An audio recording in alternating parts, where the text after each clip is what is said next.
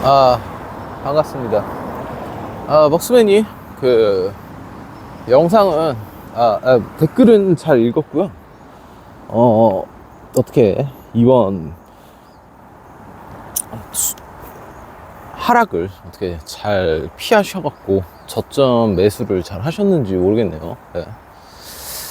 개인적으로 저도 그랬고, 수요일날 제가 영상에 남긴 메시지가 결국에 이제 그거거든. 이제 세력들은 이제 각을 잡고 하락을 시키게 되면은 또 목표가가 있어요. 또 목표가 있다. 근데 이번에 목표는 이제 레버리지 ETF 애들을 죽인 거지, 사실.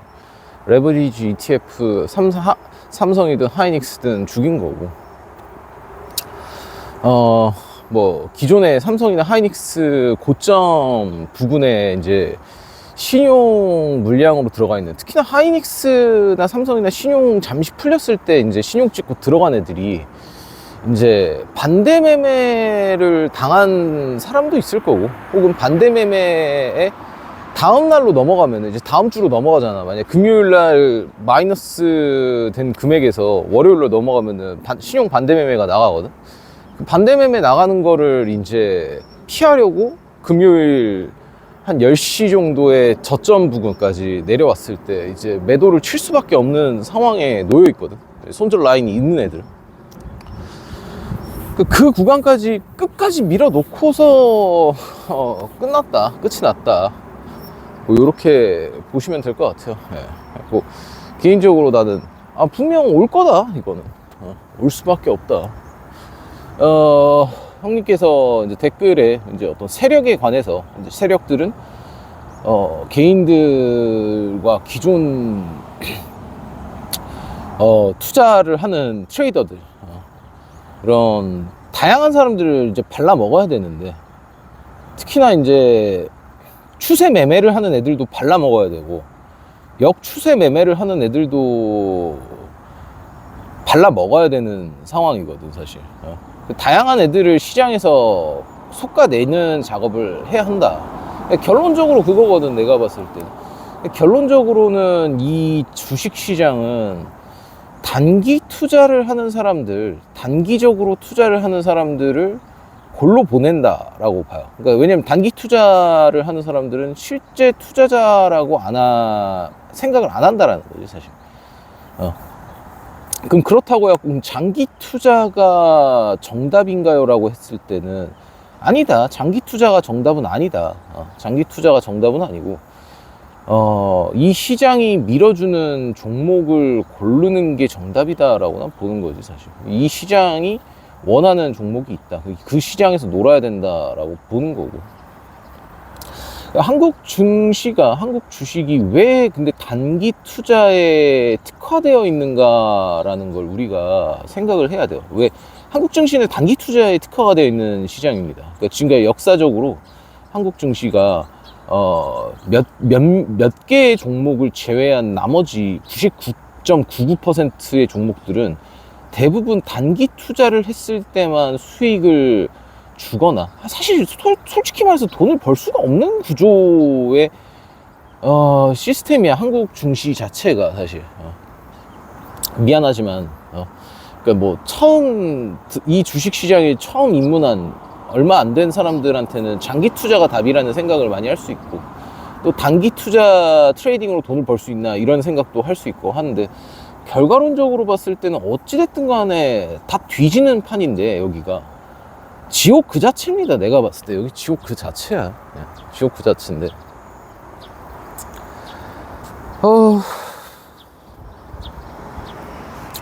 그러면은 잘 봐. 그러면은 왜 여기는, 한국은 왜 이런 문제가 있냐라고 했을 때는 거래세 때문이다라고 저는 이야기를 할 수 있을 것 같아요. 한국 증시가 왜 이렇게 단기적으로만 투자를, 그러니까 회전율을 계속 높이려고 하는 이유가, 왜 샀다 팔았다 이거를 왜 굳이 계속 유도를 하는가? 거래세 때문이다. 거래 세금을 많이 거둘 수가 있기 때문이야. 샀다 팔았다 하게 만들면은 사람들이 세금을 엄청 많이 거둘 수가 있거든. 이거는 세금을 엄청 많이 거둘 수가 있어요. 그래 봐봐. 그러면 1년에 한 번 사고 한 번도 안 팔았어. 그러면은 이 사람은 세금이 한 번만 내잖아. 근데 하루에 거래를 3번, 4번, 5번, 10번을 하게 되면은 만약에 거의 1년 정도 동일하게 그런 패턴으로 했을 때 1년에 한 번 사는 사람과 1년에 하루에 10번 하루에 10번 샀다 팔았다를 한 사람이 있어. 그러면은 휴일이랑 이런 거 다 빼서 한 200일 정도로만 해도 대략 세금의 배수가 몇 배가 차이가 나냐 이거지. 하루만 해도 그 사람 10배인데 거의 몇천 배에 달하는 세금 차이가 난다는 거야. 샀다 팔았다를 계속하게 되면은 세금을 몇천 배를 더 받을 수가 있어요, 이 판 자체가. 그러니까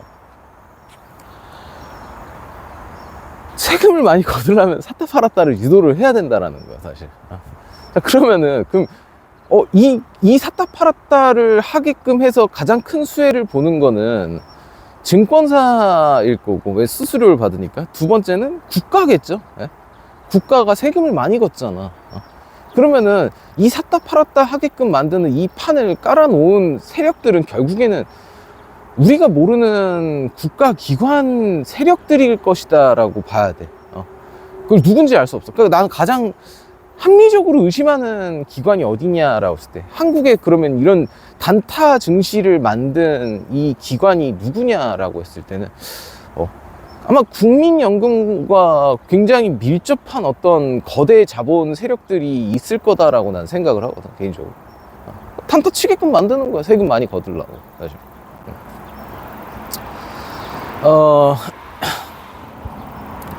그러니까 한국 증시가 만약에, 나는 그래. 그러니까 만약에 이재명 정부가 한국 증시를 끝없이, 나는 정말 거대한 한국 증시 코스피를 정말 거대하게 10,000피, 20,000피, 30,000피 뭐 이렇게 막 올려버리고 싶어. 그러면은 어떻게 해야 하냐라고 했을 때는 이거를 잘 말을 안 하는데, 어떻게 해야 되냐면 일단 거래세를 없애버려야 돼.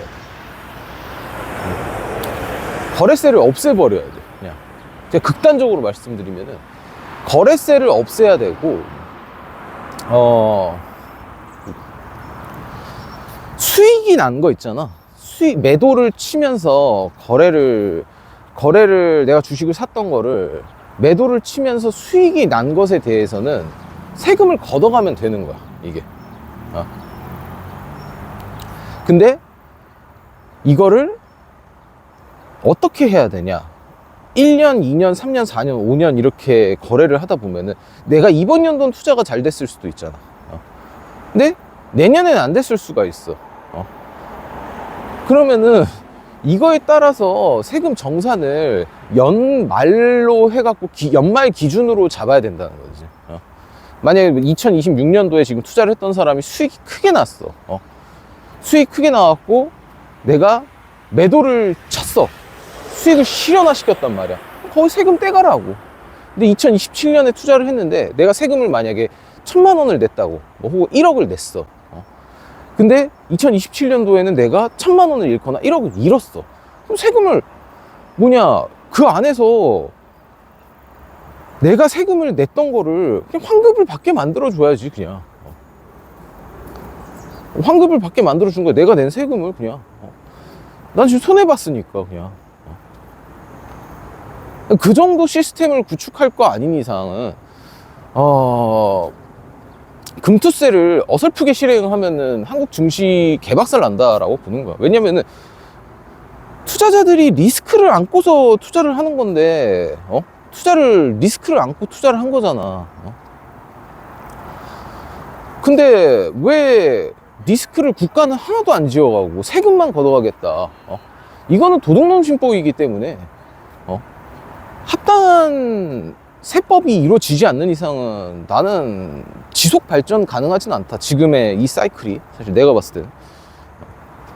그러니까 지금 근데 주식으로 금투세를 하려고 하는 이유가 지금 이상한 방향으로 가려고 하는 거야. 거래세를 놔둔 상태에서 실현을 안 한 수익에 따라, 그러니까 주식을 매도 치지 않은 수익까지 세금을 걷어가려고 하는 성질이 굉장히 강하게 비춰지거든.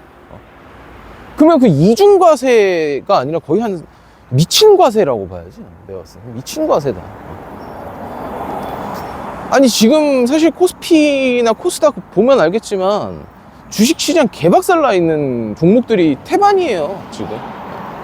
삼성전자, 하이닉스, 기타 로봇 관련주 이런 테마주들 몇몇 개 빼고는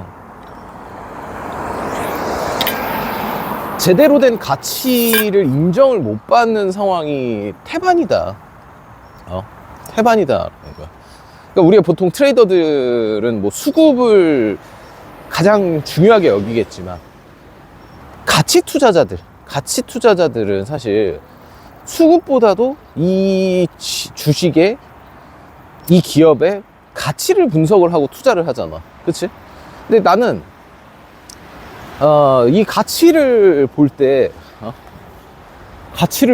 어떤 여러 가지 이제 상황들을 보는데 그 중에서도 세력들이 매집을 했냐 안 했냐를 되게 중요하게 보거든요. 세력들이 매집하기 좋은 종목인가, 매집하기 어려운 종목인가를 되게 많이 봅니다. 그러니까 세력들이 매집하기가 좋은 종목들은 이 주식시장에서 더 많이 날아가요. 더 크게 올라요. 반대로 세력들이 매집을 하기 어려운 종목들 있잖아. 매집을 하기 어려운 종목들은 못 갑니다. 안 갑니다. 오히려 뒤로 내립니다.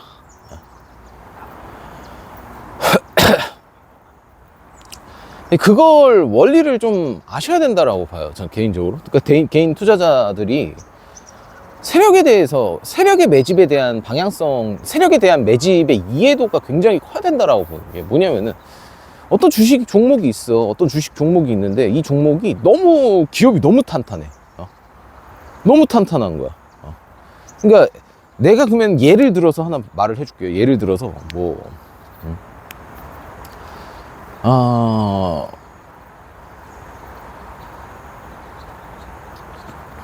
주식 종목 중에 HD 현대나 SJG 세종이나 이런 종목들 특히나 한번 보면은 SJG 세종을 한번 봐봐. SJG 세종도 보고 HD 현대도 한번 봐봐. 그러면은 얘네들이 연간에 벌어들이는 영업이익이 그 기업의 시가총액을 비슷한 수준이거나 한 50%를 번다. 그러니까 뭔 소리냐면은 만약에 SJG 세종 같은 경우에는 시가총액이 천억대야. 천억대인데 얘네 영업이익이 연간 영업이익이 1000억대예요. 내가 알기로 그런데 좀 더 낮거나 더 높을 수 있어요. 근데 영업이익이 존나 좋은 거잖아. 근데 시가총액이 존나 낮아. 근데 얘가 못 가는 이유가 뭘까? 얘가 왜 못 날아갈까? 왜 못 가냐면은 세력들이 매집하기가 어려워서 그래. 그러니까 얘네들은 세력들이 매집을 하는 순간 사실 몇십 배, 몇백 배로 보낼 수가 있거든. 사실. 어느 순간 그 시기가 딱 맞으면은. 매집하기가 어려워. 왜냐면은 기존 장기 투자를 한 장기 보유자들의 주식을 다 가져가야 되고, 그리고 또 뭐가 문제가 있냐면은 기존의 대주주의 지분이 너무 높은 거야. 대주주의 지분이. 그러니까 그 회사 CEO의 가족 구성원들의 지분이 거의 50, 60, 70%가 넘어가 버리면은 세력들 입장에서는 내가 주가를 올리는 거는 이 대주주 밥 떠 먹여주는 행위밖에 안 되는 거잖아. 그치? 왜냐면은 얘네들이 안 팔겠냐고, 결국에 판다고 올려버리면은. 그러니까 만약에 이런 종목들을 올리려면은 어떤 대화가 통해야 되냐면은 세력과 이 주식을 올릴 세력과 대주주, 이 기업을 가지고 있는 대주주, CEO와의, 유착 관계가 필요해요. 유착 관계가 필요해야 된다고. 어떤 유착 관계가 필요하냐면은, 그 회사의 정보를 미리 선점을 흘려줘야 돼, 얘한테. 그러니까 대화가 통해야 된다는 거지, 말이. 손이 딱 맞아 떨어져야 돼. 손이 맞아 떨어져야 된다고. 그러니까 우리가 이 주가를 끌어올릴 테니까, 우리가 그로 인해서 우린 차익 실현을 할 거다. 수익을 낼 건데, 너네들이 협조를 해줘야 된다. 너네들이 주식 수가 너무 많으니까. 그러면은, 이 회사의 주가를 만약에 이제 이런 경우가 있어. 이 회사를 끌어올리고 싶은데, 주가를 끌어올리고 싶은데, 주식을 이 시장에서 내가 매집을 하는 게 거의 불가능해. 왜냐면 사람들이 물량을 안 넘겨줘. 물량이 없는 거야. 안 팔아, 이 새끼들이. 매집이 안 돼. 그러면은 삼자 배정을 해갖고 나한테 특정 기업을 통해 갖고 배정을 해서 유상증자를 하거나 거대한 악재를 유도를 해갖고 투매 물량을 만들어내야 되는 그런 어떤 세력들의 과정이 필요하다라는 거지. 그런 과정이 필요하다. 그래갖고 기존에 있는 애들이 지쳐 나가 떨어져갖고 다 손절 버튼, 매도 버튼을 다 누르는 그런 환경을 구성해주지 않는 이상은 사실 우리가 매집이 불가능하기 때문에 그런 걸 만들어줘야 된다라는 거죠. 그러니까 이번에 카카오게임즈라는 종목도 보면은 지금까지 연내 최저점으로 갔단 말이야. 최저점으로 가갖고 결국에는 이제 기업을 넘긴 거지. 라인 쪽으로, 일본 라인 쪽으로 넘긴 거고, 이번에 삼자 배정 유상증자까지 때렸죠. 최저점에서 지금 7,000원 선에서 카카오게임즈가. 자, 그러면은 내가 지금 바라보는 것도 그거야. 그럼 카카오게임즈는 이제 최저점, 52주 최저점, 그러니까 지금까지 역사적으로 얘가 상장한 이래 최저점을 찍었고 유상증자까지 때렸고, 이런 지금 환경을 구축을 해줬단 말이야. 세력들이 매집을 할 수 있는 구축을 해줬단 말이야. 여기에서는 이제 매집은 상한가를 보내도 매집을 하기가 쉬워. 위로 잡아 먹어도 되는 거고 아래로 내려서도 잡아 먹을 수가 있는 거야. 이 매집 구간이 완벽하게만 완료가 된다라고 했을 때는 이 새끼도 세력들이 이제 위로 올리겠지. 카카오게임즈 시가총액 1조가 안 돼요 지금. 영업이익 적자라고 하지만 게임 회사 펄어비스를 대표적으로 예를 들잖아. 그러면은 게임 회사가 엔터주들 중에선 대장이야. 게임주가. 왜 그러냐면은 무슨 하이브니 JRP 엔터니 SM이니 엔터 관련된 애들 다 때려박아도 이 게임들이 돈 버는 회사, 게임이 돈 버는 파급력을 이길 수가 없거든 사실. 그리고 AI를 통해 가지고 가장 수혜를 많이 볼 회사들이 어디냐라고 했을 때는 게임일 가능성이 굉장히 높아요. 로봇이 상용화되기 전에 어디가 가장 큰 수혜를 받을 것이냐? 게임이다. 실제로 IT 쪽에서 AI가 나오자마자 IT 인력들 다 축소했잖아. 근데 왜 IT 인력들을 왜 다 축소했냐면은 AI 때문에 얘네들이 많이 필요가 없는 거야. 똑똑한 애 한 명만 있으면은 나머지 애들이 필요가 없는 상황이 온 거야 진짜. 게임 쪽에서 제일 어려웠던 것들이 애니메이션을 만든다던가 엔지니어들, 게임 물리 엔지니어들, 이 인원들이 별로 필요가 없는 거야. 그러니까 어떻게 보면 악재일 수도 있고 호재일 수도 있는데, 왜냐면은 거대한 대기업들, 게임 대기업들이 사실 기반을 쌓아 올리지 않는 이상은 이 게임 업계가 커지면은 이제 상대가 안 되는데, 지금은 똑똑한 천재들 4-5명만 모이잖아. 그러면은 거대 대기업 수준의 게임 회사들의 게임 작품보다 훨씬 더 좋은 훨씬 더 좋은 퀄리티가 높은 작품들을 뽑아낼 수 있는 상황이 와버렸거든, 게임 쪽 업계가 지금. 그러니까 기존에는 막 어디다 외주 줘야 되고 애니메이션 누구 줘야 되고 뭐 일러스트는 어디다 줘야 되고 막 이랬잖아. 지금은 그냥 그 AI만 잘 활용하잖아. 그러면 외주가 필요가 없는 거야 지금. 외주 줄 필요가 없어. 왜냐면 AI가 10분도 안 돼. 1분이면 뚝딱 만들어주거든. 뚝딱이 형만이야. 그전에는 막 몇백만 원, 몇천만 원 줘갖고 외주 줬던 것들이 사라졌어, 이게. 그러니까 게임 쪽 업계가 영업이익이 극대화될 수가 있어. 그러니까 펄업시스가 이번에 붉은 사막인가? 붉은 사막을 만들면서 적자 회사에서 연간 4천억 버는 걸로 확 올라버렸잖아. 지금 주가는 고점 대비 다시 또 이렇게 밑바닥으로 올라와 있지만. 그러니까 카카오 게임즈도 지금 주가로 따졌을 때는 지금 현재 밑바닥이잖아. 얘가 또 게임을 이번에 뭐 만든다. 여러 개가 작품이 있잖아. 그게 이제 올라가게, 이제 하나 뜨게 되면은 적자 회사에서 몇 천억 되는 회사로 되는 순간 기업 가치가 뻥튀기가 된다라고 볼 수 있어요. 지금 매집도 완료됐다라고 난 봐. 카카오 게임즈도. 그러니까 이런 세력들이 어떻게 매집을 했냐 안 했냐를 바라보는 관점이 되게 중요하다라고 볼 수 있어요. 세력이 매집을 했냐 안 했냐를 더 봐야 돼 사실. 그러니까 왜 삼성전자 하이닉스는 영업이익을 두고 보면은 삼성전자가 하이닉스의 영업이익에 거의 몇 배 차이가 나는데 왜 시가총액이 이렇게 비슷한가요? 라고 했을 때 내가 말했던 게 세력이 매집을 했기 때문이야. 하이닉스는. 왜냐면은 삼성이 더 좋다라고 생각을 하니까 그 물량을, 하이닉스 물량을 세력들한테 넘겨주고 삼성전자로 다 떠났잖아 많이. 그러니까 하이닉스의 상승률이 훨씬 더 클 거고 하이닉스가 대장이 될 수밖에 없다라고 봐야 되는 거지 지금 시장에서.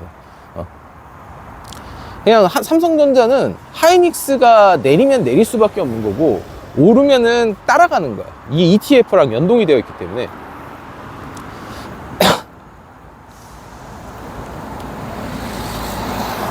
ETF랑 연동이 되어 있어서 그래.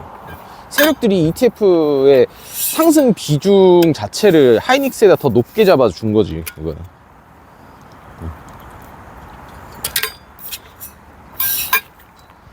근데 그것도 언젠간 끝이 나겠지. 나는 봤을 때 ADR 상장 전 혹은 전후로 끝날 거다라고 보고 있어요. 전후로. 며칠 안 남았다. 며칠 안 남았다. 이렇게 보고 있습니다, 개인적으로.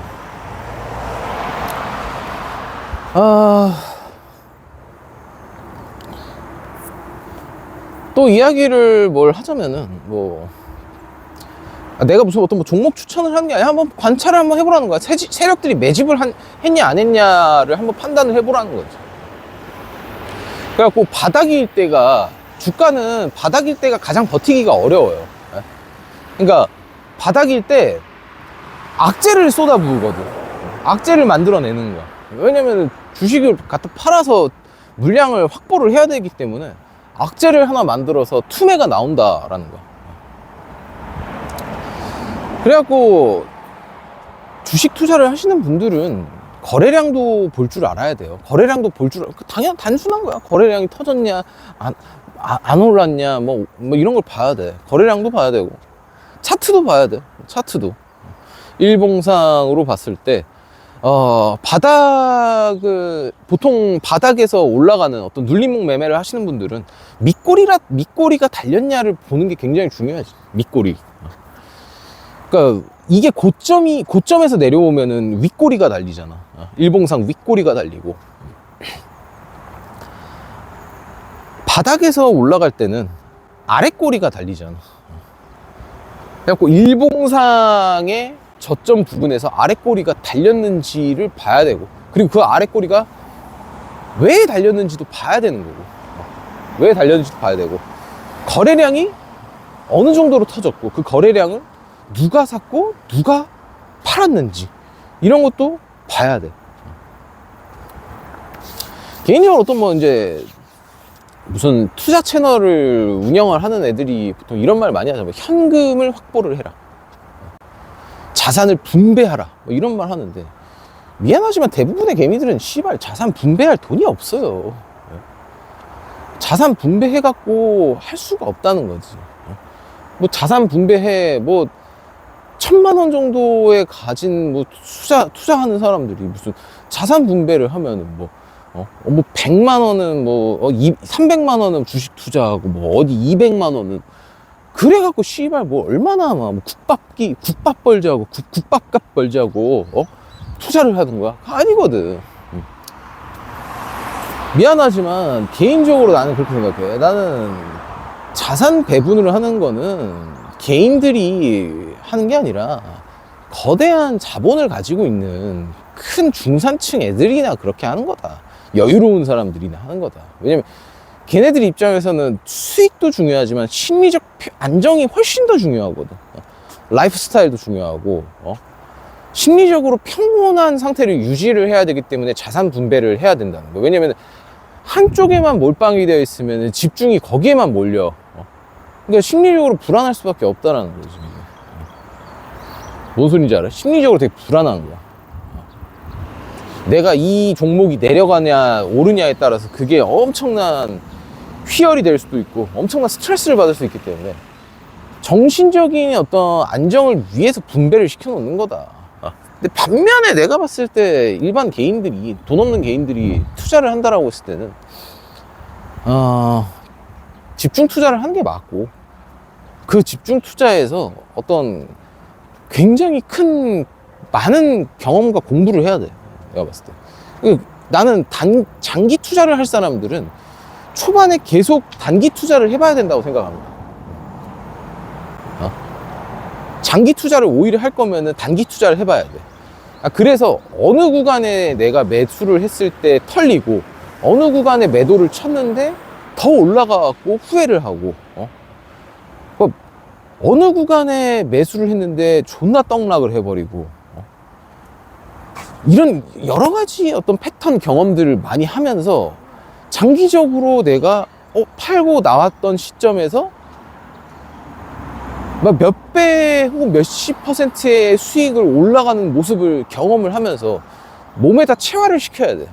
이 구간에서는 매도 치면 안 되는구나. 버텨야 되는 장이구나.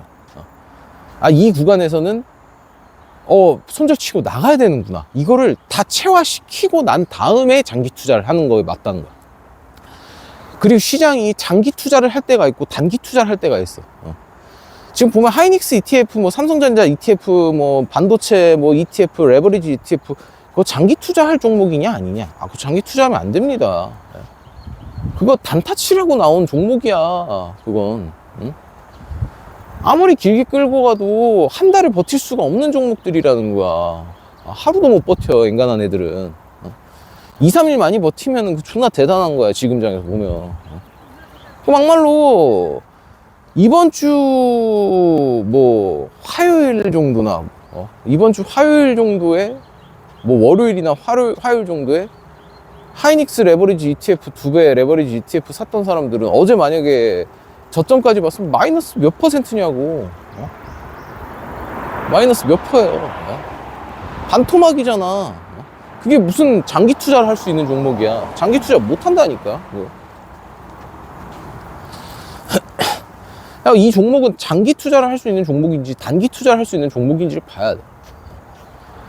내가 단타를 어느 정도 칠 수 있는 주식 투자를 하는 데 있어서 어떤 좀 감각이 되게 뛰어난 사람이야.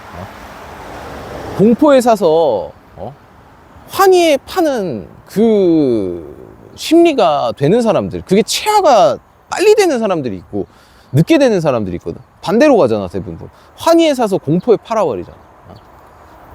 근데 빨리 되는 사람들은 굳이 뭐 장기 투자를 할 필요가 없다라고 보지. 내가 봤을 때 굳이 뭐 장기 투자를 할 필요 없다.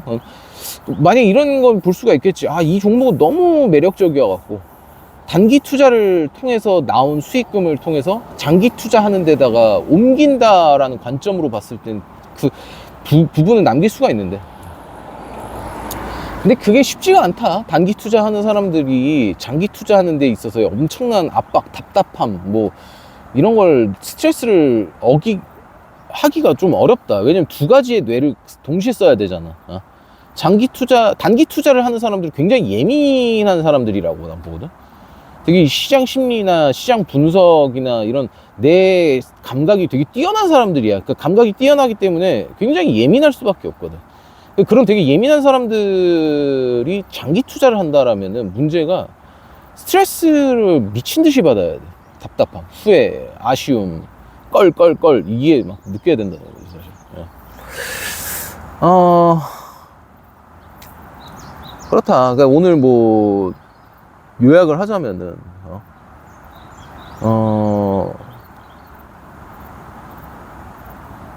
국내 주식의 가장 큰 세력은 국가기관이다. 왜냐면은 세금을 많이 걷어내려면 단타를 치게끔 회전율을 계속 많이 높여야 된다. 거래세를 많이 얻을 수가 있기 때문에.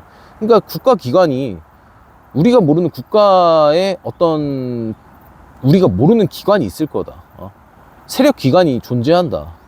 그 세력 기관은 국민연금과 굉장히 밀접한 관계를 유지하고 있을 거다라고 생각을 하고 있고, 두 번째는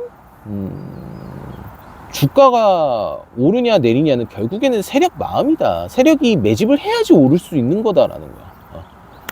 세력은 어느 정도로 악랄하냐면은 자기가 매집을 완료한 상태에서 자기 주가가 내리는 것까지 감안을 해. 왜냐면은 그 내려야지만 마지막 물량을 채울 수가 있고, 올릴 때 개인들이 손절을 치거나 더 빠르게 바닥에서 익절을 치게끔 만드는 작업이 이루어진다라는 거지.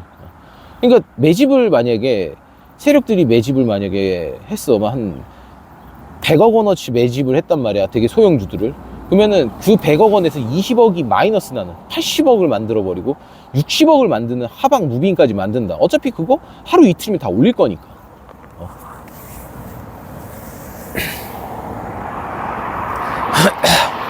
그런 거를 세력들은 그만큼 악랄하다라고 봐야 돼. 악랄한 놈들이다. 그러니까 매집을 하기 어려운 종목들. 정말 기업이 탄탄해. 가치 투자자들이 막 몰려 있어.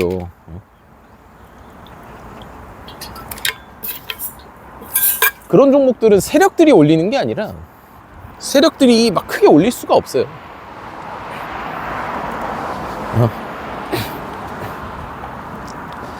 세력들이 못 오르고 시장이 올린다라고 난 생각을 했어요. 시장이 올린다. 세력이 올리는 종목이 아니라 주식 시장이 올린다.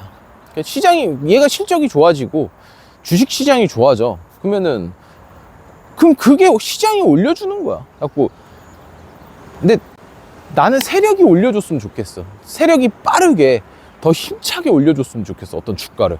그럼 세력이 매집한 종목들을 봐야 된다. 세력이 매집한 종목들을 봐야 돼. 그리고 내가 투자 스타일이 눌림 매매에 적합한 놈인지, 돌파 매매에 적합한 놈인지, 가치 투자에 적합한 놈인지 빠르게 판석을 해. 내 자신을 판단을 해야 돼. 나는 저렴한 걸 사서, 저렴할 때 사서 이 가치가 회복을 될 때 파는 걸 좋아한다. 그러면 이제 눌림 매매가 되겠지. 근데 나는 시장에서 이거를 가치를 지금 인정받아갖고 더 많은 프라이스를, 더 많은 가격을 더 크게 받을 때 팔고 싶다. 올라가는 말에 타고 싶다. 걔는 이제 돌파 매매를 해야 되는 거고. 이도저도 아니야. 나는 그냥 내가 봤을 때 얘가 영업이익이나 미래 가치가 너무 좋아 보여갖고 살 거다. 가치 투자를 하는 게 맞아. 삼성전자나 하이닉스가 지금까지 많이 올랐던 거는 삼박자가 다 맞아 떨어졌기 때문에. 첫 번째는 가치적으로 맞았어. AI 반도체 사이클이 극대화되기 때문에 영업이익이 올랐어. 영업이익이 올랐다는 가치가 오른 거지. 그리고 세력들은 기존에 저점에서 매집을 이미 완료를 했고, AI가 나오고 한참 뒤에 지금 어떻게 보면은 사이클이 올라탄 거거든. 세력이 매집을 했고 영업이익이 나서 올라가지고 몇 배나 올랐잖아. 삼성전자 10배 올랐어요. 작년 25년도 1분기 대비했을 때 영업이익이 10배 올랐다고. 그러면은 가치적으로 맞아떨어졌고 세력도 매집을 했고 거기에다가 엎친 데 덮친 격으로 미 증시까지 폭등을 하면서 시장까지 추세가 삼박자가 다 맞아 떨어진 거야. 시장까지. 그게 맞아 떨어져야 된다. 이제 내가 이제 이야기하고 싶은 마지막 이야기가 뭐냐면은, 이제 결국에는 이 반도체 AI는, 이 반도체는요, 내가 봤을 때 AI의 부품인 거잖아. 그치? 부품이야. 데이터 센터를 짓는데 활용을 할 거고, 뭐, 로봇의 칩으로 들어갈 거거든? 로봇의 칩으로 들어갈 거다. 뭐, 현대차의 아틀라스나, 뭐, 테슬라의 옵티머스나, 기타 잡다한 로봇들의 뇌로 갈 거고. 로봇의 부품인 거야, 내가 봤을 때, 결국에는. 로봇의 부품인데, 이제 두 번째 사이클이 나는 그러면 어디에서 이제 할 거냐. 이제 IT 쪽에서, AI가 IT 쪽에서 먼저 수익을 낼 것이냐, 아니면 피지컬 AI, 로봇에서 먼저 수익이 날 것이냐. 이게 내가 봤을 때 지금 투자자들의 가장 큰 갈림길에 놓여 있다라고 보거든, 이게. 갈림길에 놓여 있는 게 그거야. 수익성이 로봇에서 날 것이냐, 아니면은, IT 쪽에서 먼저 날 것이냐.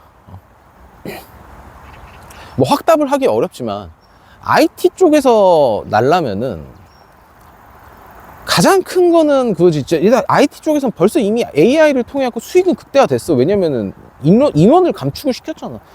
직원을 10명 뽑을 걸 1명만 뽑아도 되는 시대야. 100명 뽑을 걸 10명만 뽑으면 되는 시대니까 인원 감축을 했기 때문에 수익화가 된 거야. 이건 내가 봤을 때 명확해. 근데 인원 감축을 통한 영업 이익을 극대화시킨 것 뿐만 아니라 이 IT 쪽에서 AI를 통해 가지고 수익 자체가 나야 돼. 그냥 이걸 통해 갖고 수익 자체가 나야 되는 시스템으로 발전을 IT 쪽에서 먼저 하냐, 그걸 먼저 보여주냐, 아니면은 이 로봇 쪽에서 먼저 보여주냐, 로봇 쪽에서 먼저 보여주냐. 이 싸움이 내가 봤을 때 이 지금 반도체 사이클이 끝나는, 뭐 ADR 상장하고 나서 더 사이클을 더 갈 수 있겠지만 결국에는 그 다음에 어떤 사이클이 벌어지냐, 누가 주도를 이제 할 것이냐라고 보는 거야. 그러니까 삼성전자 하이닉스는 추후에 엔비디아처럼 될 가능성이 높아요. 엔비디아처럼. 엔비디아 봐봐. 엔비디아 주가 안 움직여요. 엔비디아 삼성전자 하이닉스 올라갈 때 안 움직였어. 그러니까 엔비디아 장기 투자한 사람들 병신 됐어요. 솔직한 말로.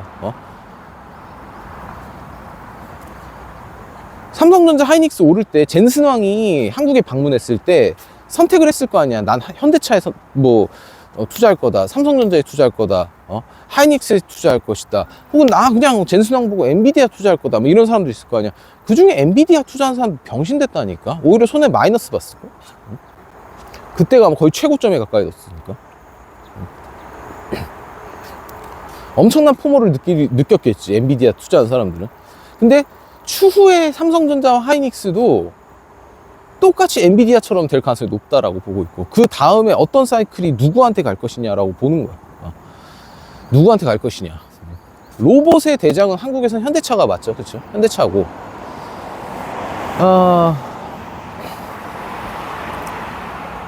데이터 센터를 통해서 IT 쪽에서 대장을 뽑자면은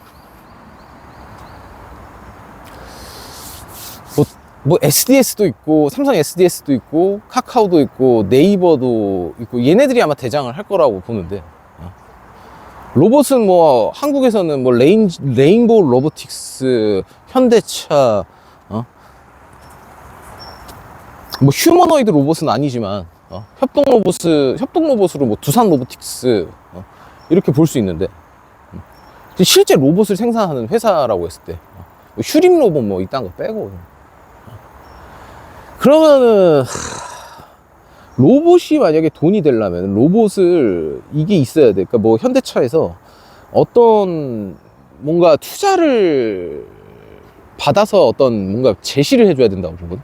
그러니까 뭔 소리냐면은 아틀라스가 대략 2억 원 정도 달하는 금액이 필요하거든. 이 아틀라스 한 대를 생산하는데 2억 원어치에 달하는 금액을 생산을 필요해. 그러면은 현대차는 어떤 걸 해야 되냐면은 아틀라스를 2억 원어치에 투자를 해주는 사람한테 그 아틀라스에 따른, 아틀라스가 일을 할 거 아니야, 그치? 공장에 들어가서. 그 공장에 들어가서 얘는 밤낮 없이 거의 24시간 부품만, 배터리만 교체해주면서 일을 할 거니까, 얘가 인간 노동력으로 인간만큼 사실 더 효율적이진 않겠지, 초반에. 그치? 얘를 만약에 2억 원어치에 달하는 아틀라스를 지원을 해주면은 만들게 해주는 2억 원을 받으면은 매월 200만 원어치의 돈을 드리겠습니다. 매월 200만 원어치의 돈을 드리겠습니다. 혹은 뭐 100만 원어치, 150만 원만 돼도 현대차가 이 로봇 쪽에다가 막대한 자금을 쏟아붓게끔 할 수 있는 시스템을 만들어줘야 돼. 로봇 만드는데 너가 2억 줘라. 그러면은 나는 매월 너한테 200만 원 주겠다. 200만 원 주겠다. 그러면은 1년이면은 2,400이잖아. 그치? 1년이면 2,400이고 10년 정도 굴리면은 맨징이 되는 거 아니야. 그치? 10년 정도 이 로봇을 굴리면은 10년 정도 되면 굴리는 거고 맨징이 되는 거고 그 후에는 로봇이 벌어다 주는 돈으로만 먹고 살 수 있게끔 만든다 이거지. 그게 한 대면은 200만 원, 두 대면 400, 세 대면 600. 그러니까 만약에 자본을 10억을 가지고 있는 사람들은 로봇 한 대만 10억을 가지고 있는 사람이 아틀라스 로봇을 5대를 살 수가 있잖아. 그치? 5대를 사게 되면은 매월 2천만 원어치의 수익이 나와. 그러면은 그 다음부터는 안정적으로 1,000만 원을 벌 수 있는 로봇 시장에 돈이 투입이 되냐, 아니면은 오히려 그러니까 주식 시장에 몰락이 될 수도 있다라고 보지. 로봇을 만들었고 그게 매월 수익을 주는데 왜 굳이 주식을 투자를 하고 채권을 투자를 하고 금은에다가 왜 투자를 해? 로봇을 사서 그냥 그게 돈을 벌어다 주는데, 그러니까 주식 시장을 뛰어넘을 정도의 엄청난 거대 사이클이 아마 난 로봇에선 올 거다라는데 그게 언제 올 거냐라는 거고, 그거는 난 내면서 기업이 굉장히 좋은 제안을 해줘야 된다라고 보고 있는 거야. 좋은 제안을 해줘야 돼. 이 투자자들한테. 투자자들한테 엄청난 조언을 해줘야 된다. 조건을 제시를 해줘야 된다라고 보는 거야. 그렇게 됐을 때 현대차의 주가는 어마무시하게 폭등할 거다라고 보고 있고, 그때 돼서 삼성전자랑 SK 하이닉스 엔비디아처럼 변할 거다. 멈춰 있을 거다. 반도체 많이 팔리는데 왜 멈춰 있냐? 이 상황이 오겠지 또.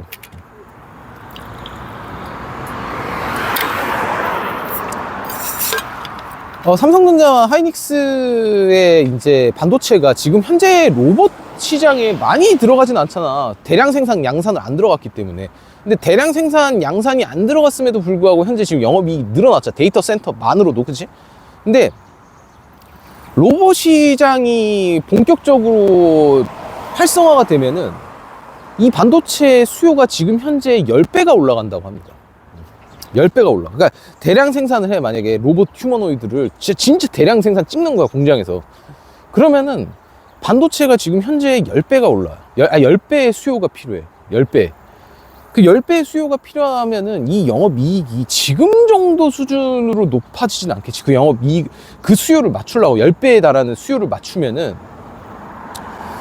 지금의 영업이익, 근데 뭐 지금 수준의 만약에 가격을, 프라이스를 바친다라고 했을 때는 현재의 영업이익에 극대화로 높아진 이 영업이익에 10배가 늘어난다라고 했을 때 삼성전자나 하이닉스는 단기적인 사이클로 지금 현재 고점을, 여기가 고점이다라고 말할 수는 없다라고 보는 거고, 사실. 가치적으로 봤을 때. 아니, 지금보다 10배가 더 오를 건데. 수요가 10배를 오를 거야.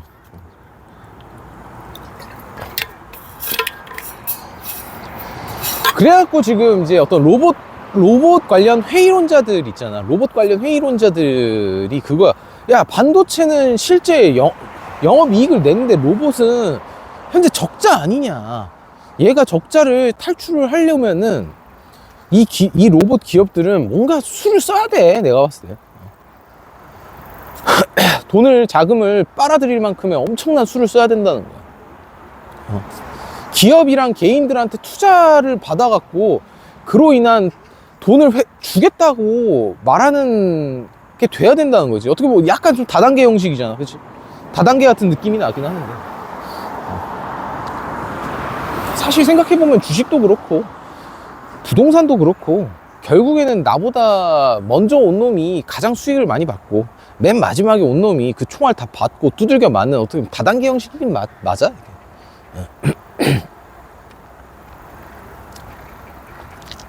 그래갖고 마지막에 들어온 애들 있잖아. 마지막에 수익을 별로 못 보내고 마이너스가 난 애들일수록 어떤 주식시장이든 비트코인이든 뭐 투자시장에서 가장 극렬한 지지자가 되는 경우가 많아. 가장 극렬한 지지자. 왜냐? 씨발 올라야지 내가 살거든, 내가 수익을 보거든. 그러니까 막 댓글도 그렇고 동네 사람들한테도 그렇고 뭐 극렬한 지지자가 될 수밖에 없는 거야.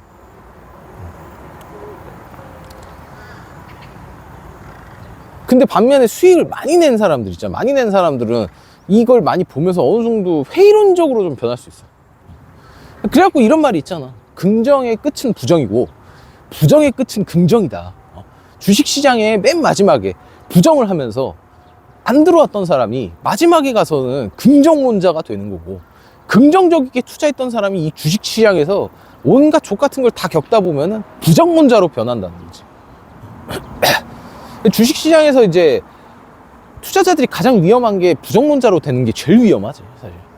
부정론자로 변하는 게. 이 주식시장은 세력의 장난질, 시장의 장난질은 있을지언정 결국에는 우상향할 것이다. 긍정론자들이야말로 결국에는 가장 큰 수익을 버는 게 맞아. 근데 방향은 맞아 떨어져야 돼. 근데 헛발차고 뭐 헛발질하고 뭐 백스텝 밟고 엇박 나고 막 이러면은 이제 골로 가는 거 뭐 시간 문제인데. 그렇습니다. 내가 봤을 때 그래갖고 개인적으로는 지금 어제 저점을 잡았어. 하이닉스가 저점을 했을 거고, 뭐 다음 주 월요일 날 뭐 한 번 정도 다시 흔드는 상황이 오겠지만, 결국에 이 ADR 상장까지의 이 추세를 먹기 위한 저점 계획이었다라고 보고 있어요. 저는 개인적으로 월요일 날장 정도에 한번 흔들기가 나오는 상황이 오면은 탑승을 할 예정입니다. 개인적으로 탑승을 할 거다. 손절 라인은 전저로 잡고서 뭐 가겠죠. 전저로 잡고 하겠지만 ADR 상장까지 아마 분명 랠리가 있을 거다라고 나는 생각을 해요. 왜냐면 이미 세력들은 많이 털어냈고 물량을 확보했을 거다. 마지막 턴은 무빙 한번 올 때 나는 탑승을 해야 된다라고 보고. 여튼 그렇습니다. 마무리하겠습니다. 주말 잘 보내세요.